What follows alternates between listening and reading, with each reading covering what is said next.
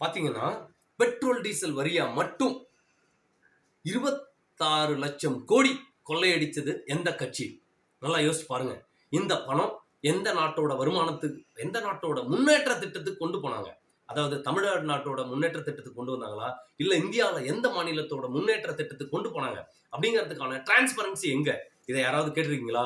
இதெல்லாம் பொதுமக்கள் தெளிவா சிந்திக்கணும். இது மட்டும் இல்லாம டோல்கேட்டு, சுங்கச்சாவடின்னு ஒன்ன வச்சு தமிழ்நாடு இல்ல இந்தியா முழுக்க எல்லா இடத்துலயும் டோல்கேட் வச்சு பல ஆயிரம் கோடிகளை கொள்ளையடிப்பது எந்த கட்சி? பொதுமக்கள் பணத்தை தினம் கொள்ளையடிப்பது எந்த கட்சி? ஆரம்பத்தில் ஆரம்பிக்கும் போது 20 ரூபா 30 ரூபாய் இருந்துச்சு, அடுத்தது 65-70 ஆச்சு. இன்னைக்கு பாத்தீங்கன்னா 160 ரூபா ஒரு டிரான்சாக்சன், ஒரு ட்ரிப் இந்த பக்கம் போயிட்டு திருப்பி வரணும்னா இப்படி போனா 160, திருப்பி வந்தா 160. இந்த மாதிரி பணத்தை எல்லாம் கொள்ளையடிச்சு பல ஆயிரம் கோடிகளை பதுக்கல் பண்ணது எந்த கட்சி? இந்த பல ஆயிரம் கோடிகள் எங்க போனது? இதற்கான டிரான்ஸ்பரன்சி எங்க? இப்படி வசூல் செய்யப்பட்ட பல ஆயிரம் கோடிகள் இருந்துச்சுன்னா இந்திய நாட்டோட பல்வேறு பொருளாதார திட்டங்களை பல மடங்கு உயர்த்தி இருக்கலாமே, இந்திய நாட்டோட வறுமையை பெருமளவு அடிச்சிருக்கலாமே. ஏன் அதெல்லாம் செய்யல? அதனால பொதுமக்கள் புரிஞ்சுக்கணும், இது மக்களுக்கான அரசு இல்ல, மக்களாட்சியும் இங்க நடக்கல. இங்க நடக்கிறது சர்வாதிகாரம். மக்கள் நலனுக்கு எதிரான திட்டங்களையும் சட்டங்களையும் கொண்டு வரக்கூடிய கொள்ளையர்கள் தான் இந்த நாட்டுல இப்போ அதிகமா இருக்காங்க. இந்த கொள்ளையர்களை இந்த நாட்டை விட்டு வெளியேற்றுவது ஒவ்வொரு தாய் மண்ணின் மகனினுடைய தலையாய கடமை.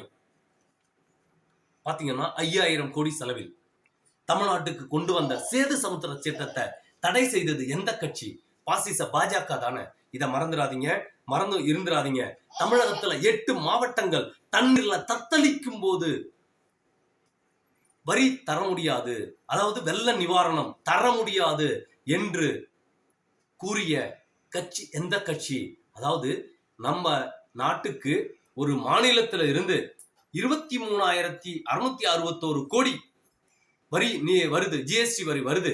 அப்படி வரக்கூடிய அந்த மாநிலத்துல ஒரு பேரிடர் ஏற்படும் போது அந்த பேரிடர் அறிவிக்க முடியாது, அந்த மாநிலத்துக்கு பணம் தர முடியாது, வெள்ள நிவாரணம் தர முடியாது என்று 8 கோடி தமிழர்களின் பொது நலனுக்கு எதிராக செயல்பட்டது எந்த கட்சி? இந்த பாசிச பாஜக தானே. இந்த பாசிச பாஜகவின் மாநில தலைவராக உள்ள பிஜேபி அண்ணாமலை என்ன செய்தார்? எத்தனை கோடிகளை கொண்டு வந்தார்? தமிழக மக்கள் தண்ணீரில் தத்தரிக்கும் போது என்ன நடவடிக்கை எடுத்தார்?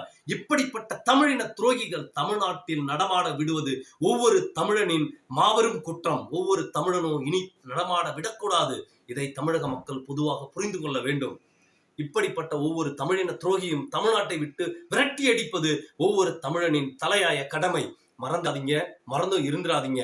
நமக்கு வர வேண்டிய வரி பணம் 20,865 கோடி கன்சாலிடேட் ஃபண்ட் ஆஃப் இந்தியா அப்படிங்கிற இந்திய வைப்பு நிதியில இருக்கு.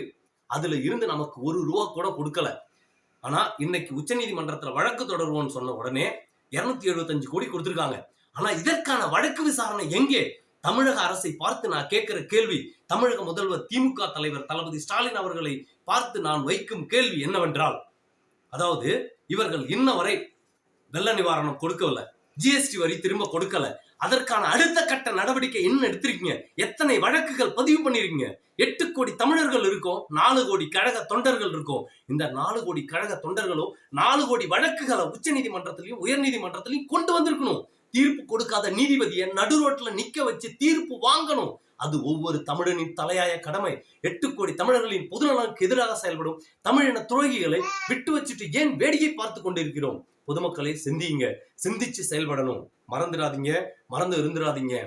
நீட் தேர்வுன்னு ஒரு தேர்வை கொண்டு வந்து நம்மளுடைய பிள்ளைங்கள் டாக்டரா வரக்கூடாது என்பதை தடுப்பது எந்த கட்சி? பாசிச பாஜக தானே. மறந்துடாதீங்க, மறந்து இருந்துடாதீங்க.